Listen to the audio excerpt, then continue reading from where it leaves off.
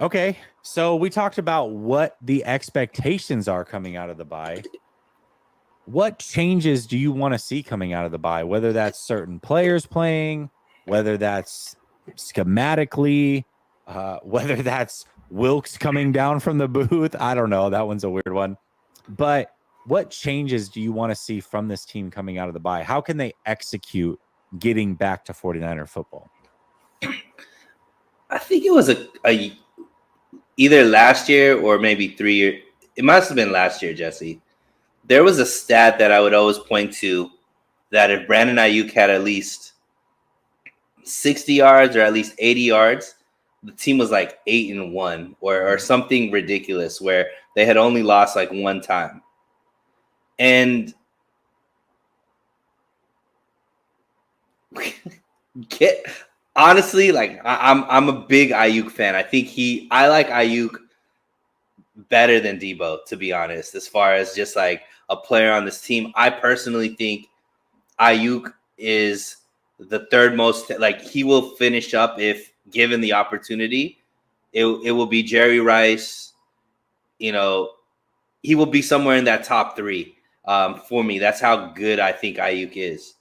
And there's been some stats that are rolling around Twitter that are showing that I think he's the most open receiver out of all receivers in the league. He needs to be CMC 1. It should be Ayuk 2. Like Ayuk needs to start complaining like AJ Brown, like Devontae Adams. Like he needs to be force fed the ball. So for me, I want the offense to run through CMC and Ayuk, and defensively, I just want to see sacks. I'm tired of pressures. I want to see sacks. Like those are the two things that I think need to change. Is Ayuk needs to be utilized more, and we need to see the defensive line actually get to the quarterback instead of just seeing the PFF pressure numbers the next day. Those are the two things that I'd like to see changed. I love it. For me, it's the missed tackles. The missed tackles have gone hand in hand with these losses.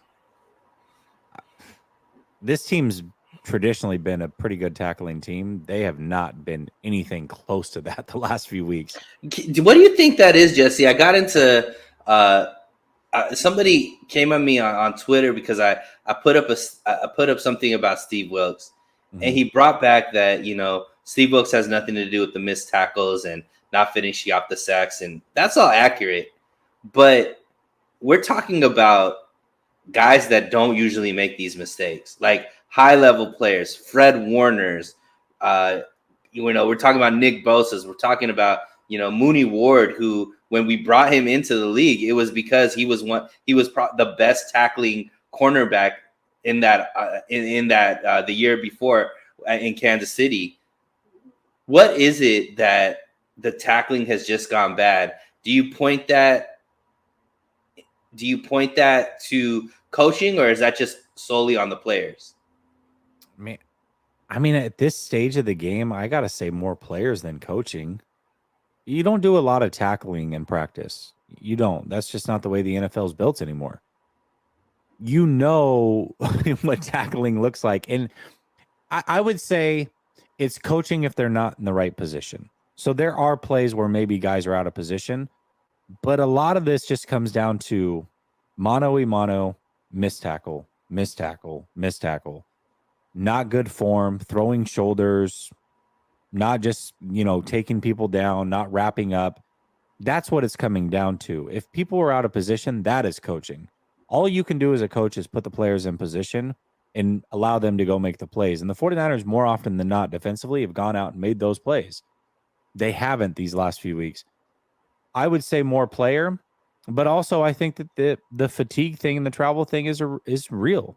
I think mental lapses are happening, and I think a lot of it does have to do with that. And I think once things start to kind of snowball, it's like a snowball rolling downhill where it's like, okay, you start to press, you're missing this tackle. Okay, now I need to go make a big play. Not only do I need to make the next tackle, but I need to try to pop the ball loose. And so now maybe you're doing some extra things and you're pressing.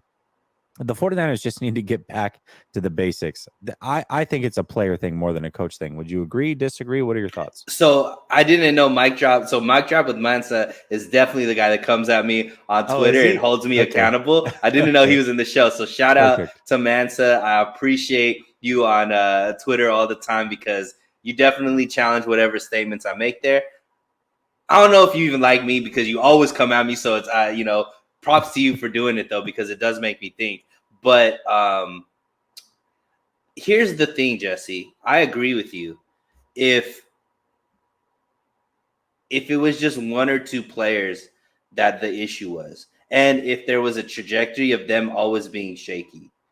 But for some reason, you mentioned it earlier in the show, everybody stopped playing at the same time. Everybody started making these mistakes at the same time on one side of the ball from captains, from people that usually never make these mistakes, Jesse.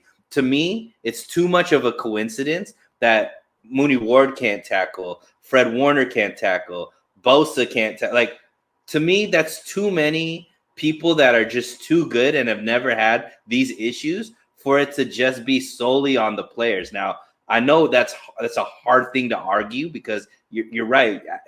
Like Wilkes isn't out there, but there's something going on underneath that's causing these mental mistakes. And to me, the mentality and getting a team prepared is on the coaching. And I wonder if they are being put in the right situations or just because they're that good, they're making up for the lack of scheme being there, but it's keeping them a half second off here or a half second. They're thinking about things they wouldn't have to think about from a better defensive coordinator, if that makes sense. And because of those extra thoughts that they're going to have, they can't just play instinctually the way that they would play. And now they're playing more thinking about whatever the scheme is or whatever different is going on right now that's causing these things to happen that way. That's what I think it's more of because it's everybody. And the statement that I made, Jesse, is if you look at all the players that are returning from this team and you list, are they playing the same, better, or worse? How many players would be the same? How many players are playing better? How many players are playing worse? And I think if we're honest Almost with across ourselves, the board, they're playing worse on worse. defense. Yeah. So how is that just on the players where everybody is playing worse and the coaching is not getting any kind of blame for that? There's something going on with the coaching that's causing every player to be playing below their standards. I want to say this though too, and I think you make a very, very good point. If you're thinking you're not playing fast, and maybe that is a part of the issue. But I also want to talk about the decisions that the 49ers made in the offseason where they decided to go after the big free agent, Javon Hargrave. And a part of doing so was losing guys like Jimmy Ward, who we know has been a mainstay in this defense, a big part of this defense, a big leader in this defense, playing a very important position for this defense last year. Losing guys like him, losing the depth in a Minahu and Ebucom and Willis or whoever. I don't know, whoever. The depth was lost. The 49ers coming in waves was lost because of a big signing like Javon Hargrave. And one thing that we talked about a lot during the offseason, I know it wasn't just me and you, but I heard it elsewhere, is that Javon Hargrave is not the best run defender. That's kind of what he was in Pittsburgh. Then he went to Philadelphia and turned into purely a great pass rusher. He is not the best run defender. And linebackers play their best when they can flow to the ball and not have to get the ball ran directly at them and linemen pinning them down as well. Right now, what's happening is up the middle, the 49ers are more vulnerable possibly than ever because some of the changes that have been made and losing some of that depth. And so now it's forcing linebackers and safeties instead of flowing to the ball and kind of finishing the tackles, they're the main tacklers because running backs are breaking loose and now it's one-on-one on a regular basis, or linemen are able to get to the next level and hold Fred Warner in place and what have you. Those are the things that are happening as well. And a lot of that comes down to the players that are no longer here. Ridgeway is another player, I think, big body guy that was here last year that's not here this year. So I think that there's multiple things that we can talk about that could be leading to this for sure.